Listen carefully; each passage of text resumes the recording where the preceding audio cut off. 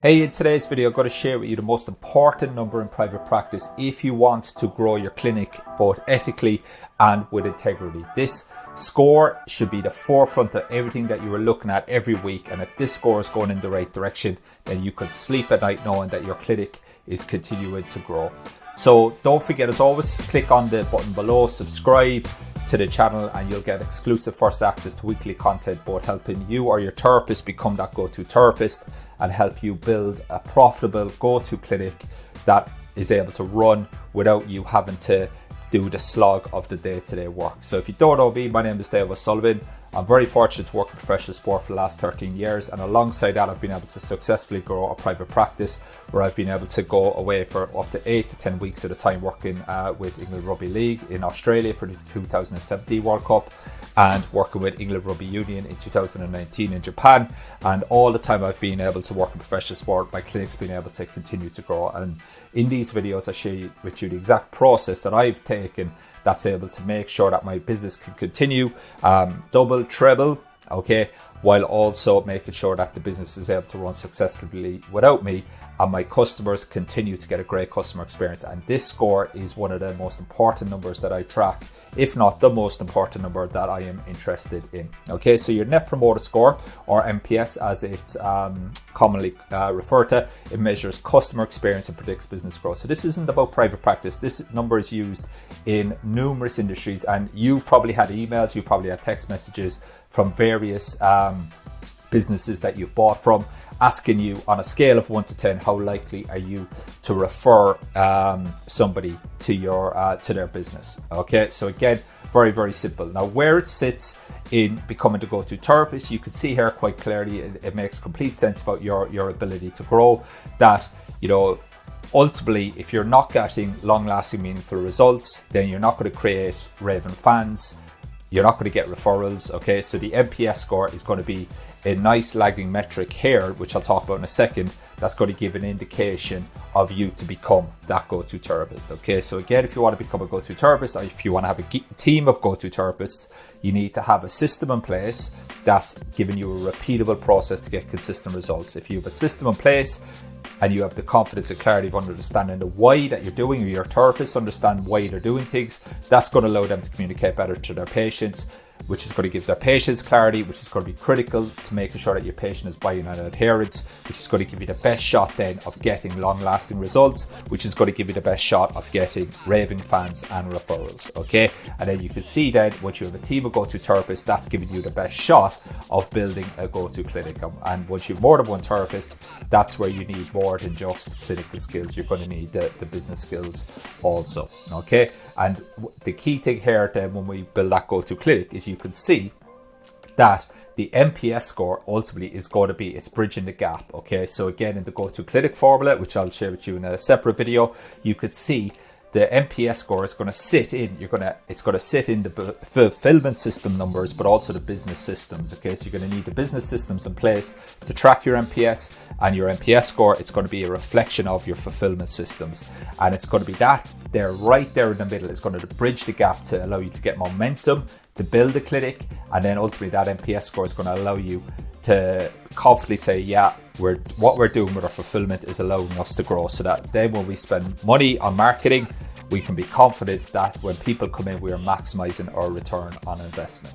Okay, so to calculate your NPS, you use the answer to a key question using a 0 to 10 scale. How likely is it that you would recommend your clinic name to a friend or a colleague? Okay, then your respondents, they're going to be grouped as follows. Okay, so you're going to have promoters who are going to have a score of 9 to 10. Okay, they're going to be loyal enthusiasts who will keep buying and refer others. So if you're getting 9 and 10s, then you can be confident that those people are more than likely going to refer to you. If a majority of your scores are 7 to 8s, then people are satisfied, but they're not enthusiastic, or they're a little bit unenthusiastic, who are vulnerable to competitors. Okay, so again, if a clinic opened up down the road and they offer maybe a little bit cheaper service. These are the people I would probably be most likely to leave and see somebody else. Okay, so again, you might think you're doing a good job. Okay, and again, you might say, well, you know, this person came with back pain and I got rid of their back pain. Okay, but did you make massive value to their life and make meaningful impacts, or did you just do what they expected you to do?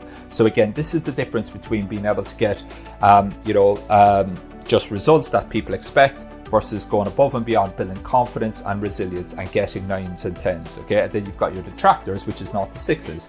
They're unhappy customers who could damage your brand and impede growth through negative word of mouth. Okay, and I'm not going to sit here and tell you that we never have 6s or 0 to 6s. Sometimes we get a 0 to 6, but the beauty of this is we're aware of the problem.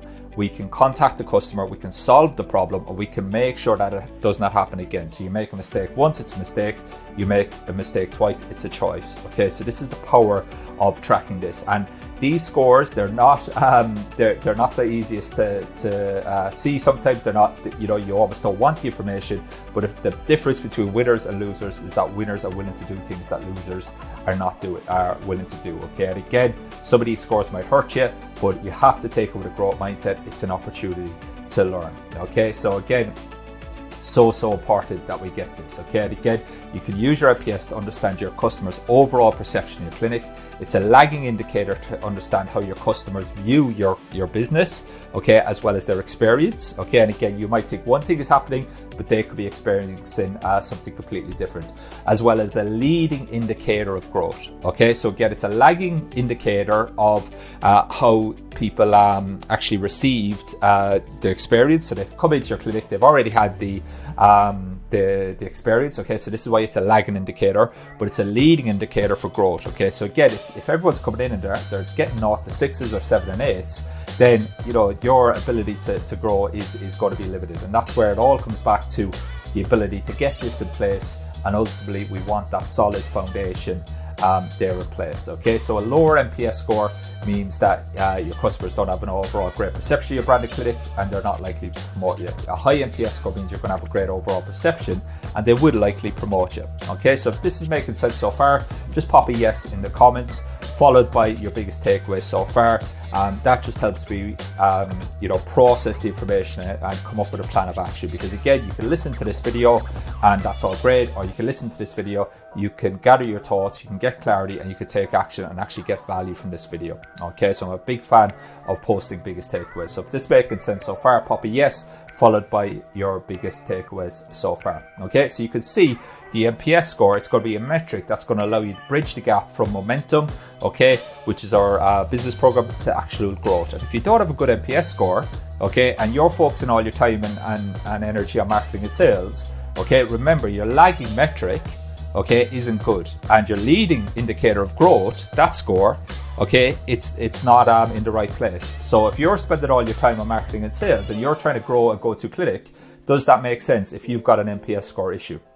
Okay, and that's why we always should read our value chain from right to left. Okay, so from the second a person comes in contact with you all the way through to leaving you, okay, this is why we have to always fix our value chain from right to left. Okay, and again, most therapists are trying to sort it from left to right, okay, and they're trying to spend loads of time, energy and resources on marketing, on sales, and their MPS scores are not in a good position. In fact, they don't even know their MPS scores. Okay, but this is where you're going to differentiate yourself from other therapists. Okay, and this is the leading indicator of growth. Okay, and that's why we want to bridge that gap, okay, from building momentum, okay, to then having the confidence to say, yeah, we are set up for growth. And you want to always design your business with the end in mind. Okay, so that's why this metric is so important, because you want to be able to have a team of go-to therapists.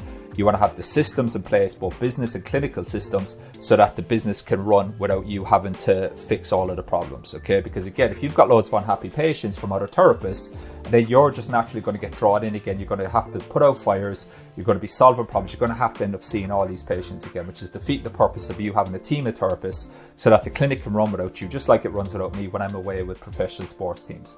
Okay, so this is why it's such an important thing. Okay, and again, one of the biggest issues clinically, it's most physio exercises, we're not preparing the patient for real life. So again, you might get rid of the pain, but you're not building back that confidence, that thoughtless, fearless movement, as Louis Gifford says. Okay, so again, we want to build up their confidence. We want to create raving fans by giving massive more value than we take in payment. Okay, and how you can give value is get them back to things that they want and need to be able to do in real life. Okay, and that's the way that we're going to create that raving fans. Okay, it's not going to be by just hands-on treatment.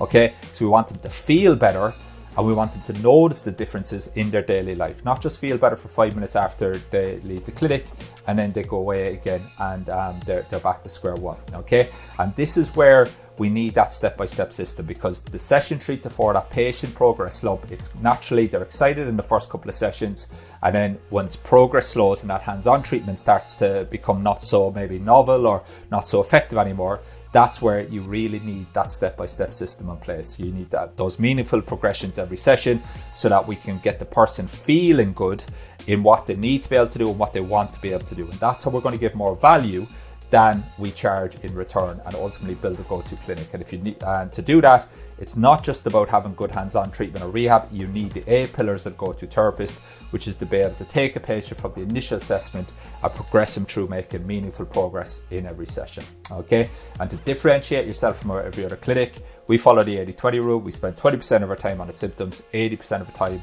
on maybe what's not doing its job. So we give that person the ability, the capacity to feel good again. Okay, remember, patients do not want hands-on treatment. They want how hands-on treatment makes them feel. And if we can do that with rehab exercises and movement to make them feel good again throughout their life, then that's going to be a very, very good thing. It's going to give you a great shot of having a high MPS score.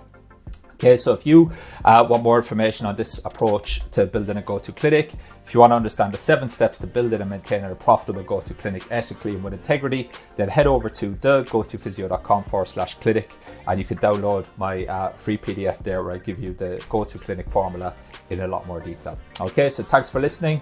Let me know in the comments your biggest takeaways. If you want more go-to clinic content like this, then I'm more than happy to create more videos to help you become the go-to therapist, build a team of go-to therapists, have the clinical and the business systems to have a profitable go-to clinic that ultimately is going to be able to function without you, so that if you want to take time off, you're confident that the clinic is still going to be growing and you have full control of the business without having to be in the business every single minute of the day.